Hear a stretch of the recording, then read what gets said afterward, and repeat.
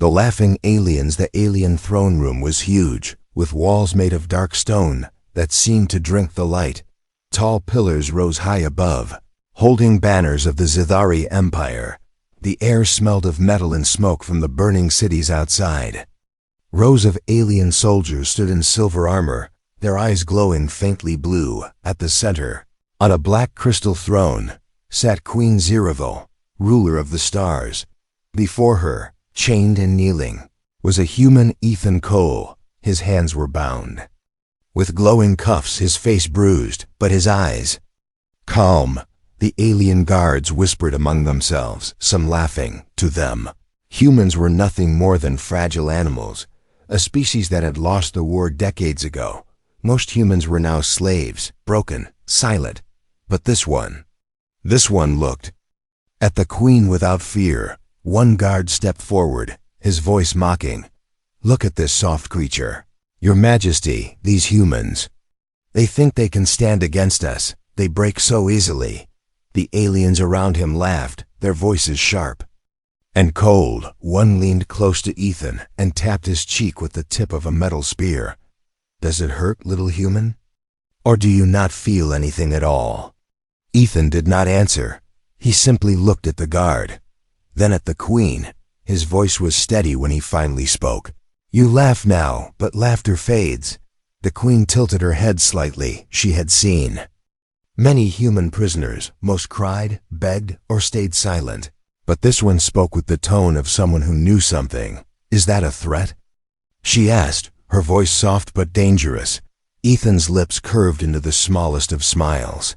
"It's a truth," he replied. The court laughed again, a deep, echoing sound in the great hall. A truth from a human meant nothing to them, but the queen's eyes lingered on him. For the briefest moment, she thought she saw no fear, no submission. Instead, she saw patience, as if this human was waiting for something. "Why did you attack my soldiers?" the queen asked. "They say you killed 3 of them before they caught you." Ethan's gaze didn't move away from hers. "They stood in my way," he said simply. Another wave of laughter rolled through the court. The aliens enjoyed his defiance because they believed it was useless. From the balcony above, alien nobles watched like it was a play. To them, humans were entertainment now. A conquered species paraded as proof of Zithari power. But something about Ethan's posture made even the nobles frown slightly. He knelt, yes, but not like a beaten man. He knelt like a hunter waiting for the right moment to strike. The queen leaned forward on her throne. "You are bold for a human. Perhaps you believe I will spare you because of your courage?" Ethan shook his head slowly. "No, Queen Ziravel, I know what you are, and I know what will happen." His words hung in the air, sharp enough to cut through the noise. "Ethan." The guards stopped laughing for a heartbeat. The queen's smile faded, replaced by a curious frown. "You know what will happen?" she asked. "Yes," Ethan said, his voice low. "One day your laughter will stop. Your palace will fall silent, and you will remember this moment." For a long second, the queen didn't speak. The court waited for her to order his execution. Instead, she stepped down from her throne, her tall figure moving slowly toward him. She stopped just a few feet away. Her eyes glowed faintly as she looked into his, searching for fear. She found none. "Take him to the lower cells," she finally ordered. The guards grabbed Ethan's arms, pulling him up roughly. As they dragged him away, Ethan glanced back at the queen, and for the first time in many years, Queen Ziravel felt something strange. Not fear, not anger, but the faint spark of curiosity. In the shadows of the great hall, one alien advisor leaned toward another and whispered, "This human will not last a week." The other nodded, smiling. But far below the palace, in the dark cells, Ethan sat alone and smiled to himself, because he had already taken the first step of his mission. A mission the aliens could never imagine. A mission that would change the fate of 2 species. The cell was dark, the air damp and heavy with the smell of rust. Water dripped from somewhere above, each drop echoing in the silence like a ticking clock. Ethan sat with his back against the cold wall, his hands still bound. His eyes were half closed, but his mind was not resting. He was remembering how he got here and why. The world before the war was a different place. There had been cities full of light, oceans open to anyone, skies without warships. Then the Zithari came. They came not as visitors, but as owners. Their fleets darkened the stars, and their weapons cut through every defense. Humanity fell in weeks, not months, not years. Weeks. It was a humiliation no one forgot. The survivors either hid in the ruins or served their new masters. The resistance was small, desperate, and dying. Ethan was not just another soldier.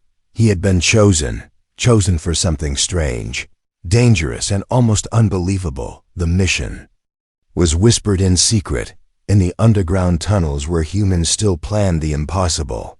The Queen of the Zithari was not like other rulers. She had ruled for centuries, and her body had been enhanced beyond anything human science understood. Yet there was one thing the Zithari scientists had not predicted. Her biology still carried a dormant compatibility with human DNA. It was a piece of ancient evolution, buried in the bloodlines of both species. The resistance believed that if a child was born from both human and Zithari, it could be something new, something neither empire could destroy. That child might carry immunity to the alien plague that kept humans weak. That child might be able to survive in the alien atmosphere without help. That child might unite both races, or it could destroy them both. No one knew for sure. The risk was insane.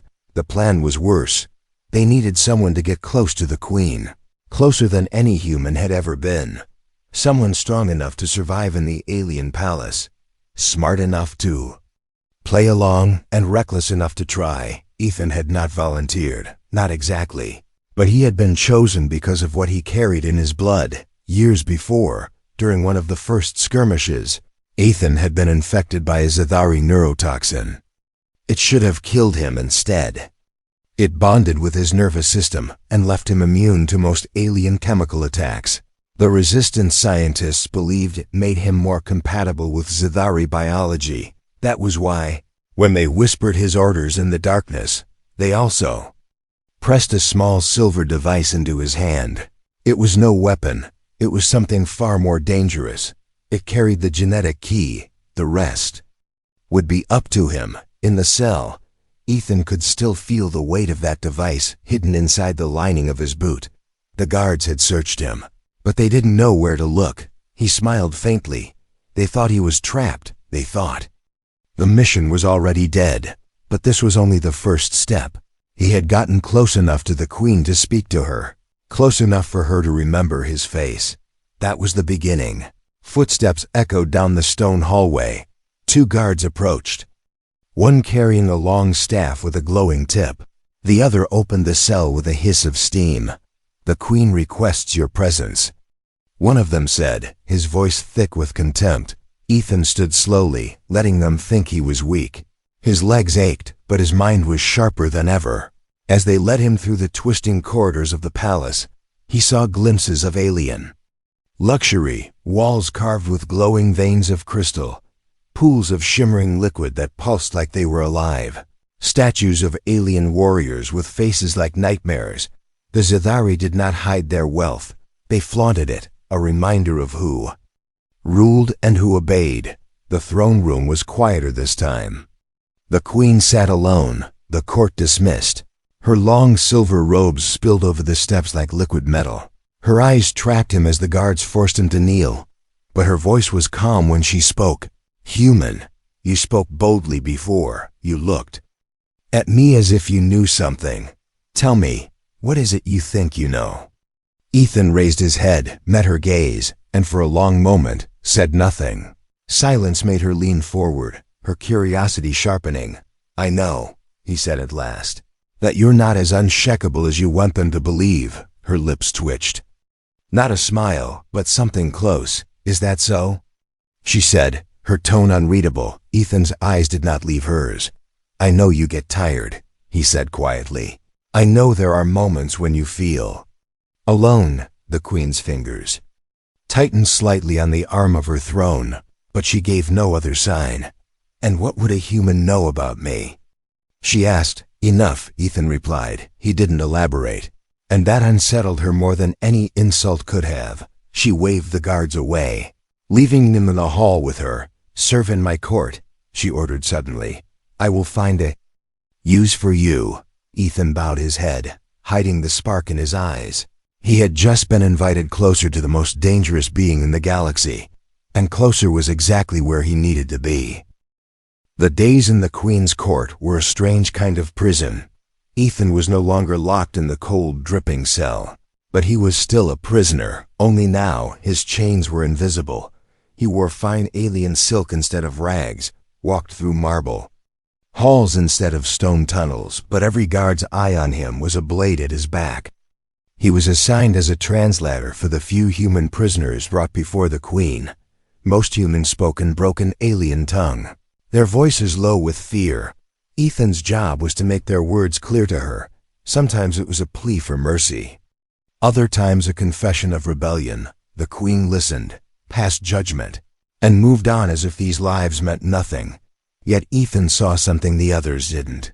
Small moments, so brief they could have been mistakes, a pause before she gave an order, a glance at a prisoner longer than needed, a flicker of thought in her eyes.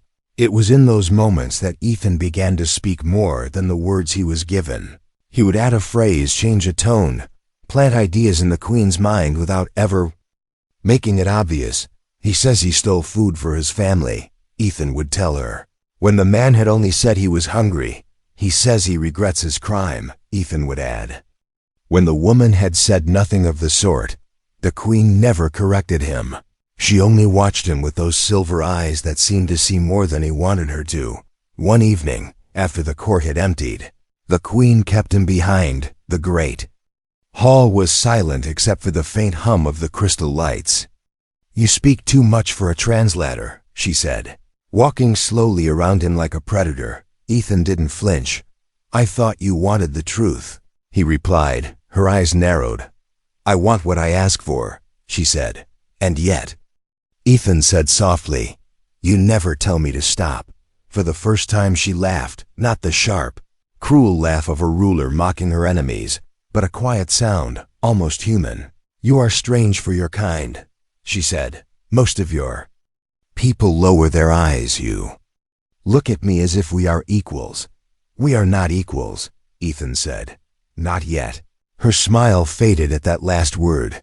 She stepped closer until he could see the faint lines of age on her otherwise perfect skin. The way her breath slowed when she studied him. "You think you will change me, human?" "No," Ethan said. "I think you will change yourself." The next day, the Queen began calling for him more often. Sometimes it was to translate, sometimes to walk beside her through the hanging gardens of the palace. She asked him questions about Earth, about human art, music, and war. He answered simply, never giving too much, but always enough to keep her asking. In the gardens one night, under the faint light of the alien moon, she stopped beside a pool of glowing water. "In my court," she said quietly, "trust is a weakness. It is used, and it is punished." Ethan met her gaze. "And yet you are here with me," he said. She didn't answer. Instead, she stepped into the reflection of the moonlight and studied his face as if searching for a reason to send him away. But finding none, the alien nobles began to whisper. A human in the Queen's court was already unusual, but one who spoke to her so freely was unheard of. Some called him a pet, others called him a danger. None could guess the truth, that every word, every step, every glance was part of a mission that was moving faster than even Ethan had expected. Late one night, as he walked back to his chambers, Ethan passed two guards who did not see him. In the shadows, "He's getting too close," one said. "It's not safe." "The Queen knows what she's doing," the other replied. "But if she doesn't, we'll handle it." Ethan kept walking, his face calm, but inside, he knew the game was changing. The closer he got to her, the more dangerous it became, not only for him, but for the mission. And yet, for the first time, he wondered if the danger wasn't the point. Maybe it was the only way forward. Asterisk, the alien sky had turned the color of molten gold. Lightning forked across the horizon, but it was not the lightning of Earth. It shimmered with strange colors, violet, green, silver. The Zithari palace shuddered under the low, rolling sound of the solar storm every few minutes. The lights in the halls flickered, and the hum of the energy shields faltered. Ethan was in the West Wing when the alarms began. Guards ran through the corridors, shouting in their own tongue. The air grew warmer, charged, as if the whole world was holding its breath.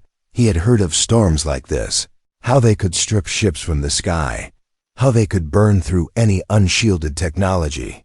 But he had never seen one this close. 2 guards grabbed him roughly, dragging him toward the central hall. "Where are you taking me?" Ethan asked. "To the Queen," one of them snapped. "All key personnel to the throne chamber." Ethan kept his face blank, but inside, his thoughts shifted. If the storm was bad enough to force her into lockdown, then something in the palace security would be weak. This was opportunity disguised as chaos. The great hall was already sealed with heavy black doors.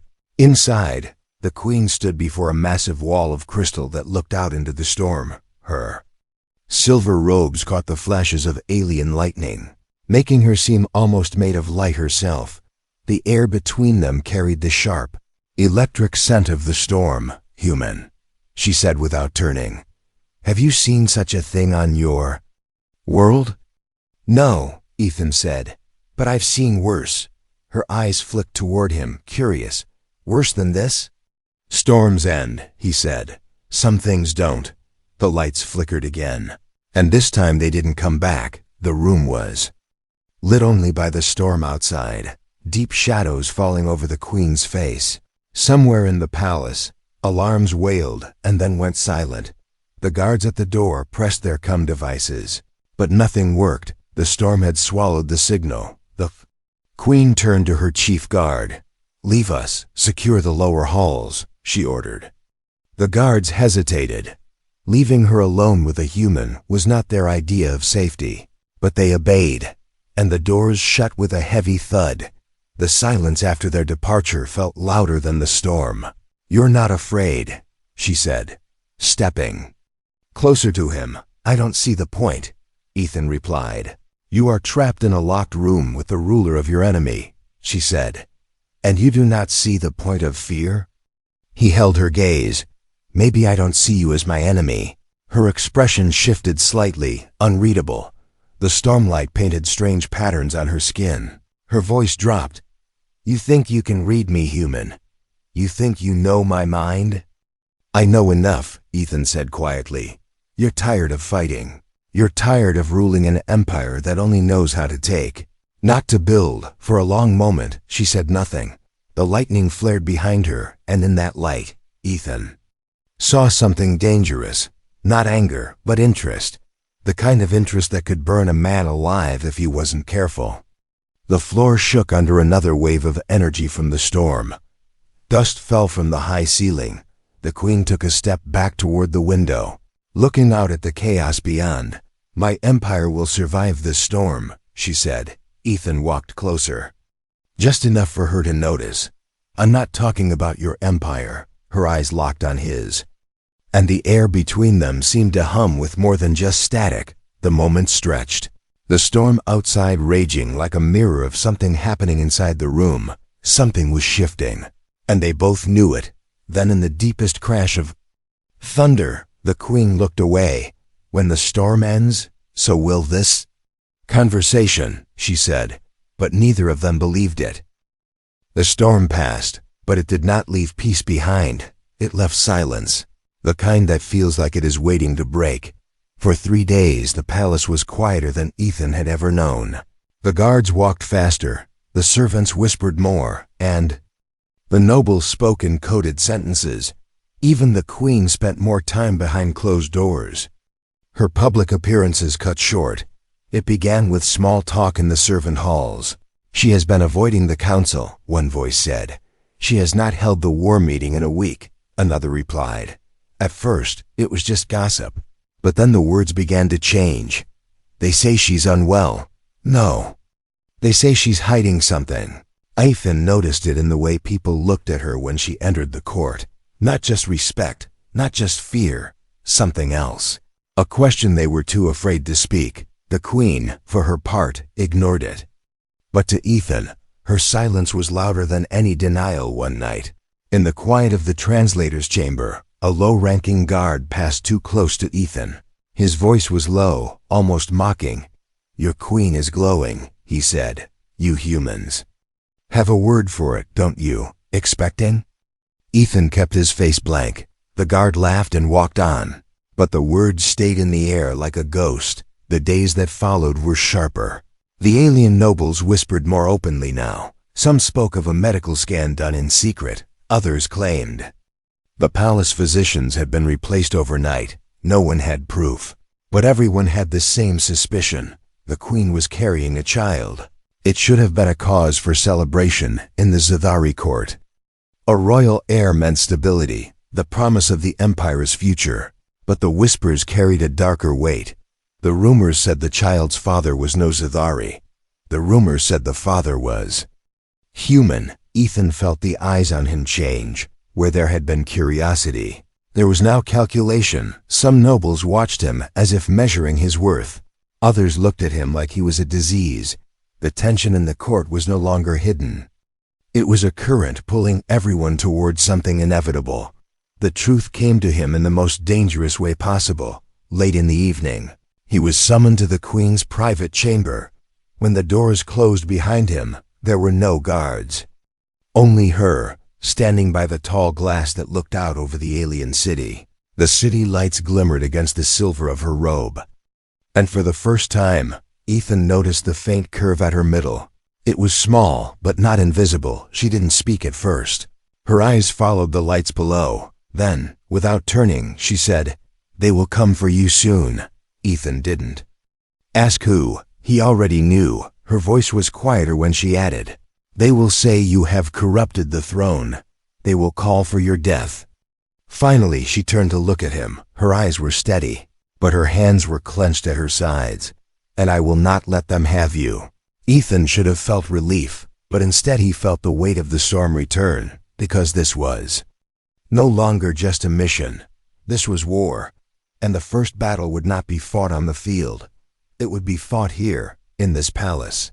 Before the whole empire, they came for him at dawn. No warning, no words, just the clang of armored boots.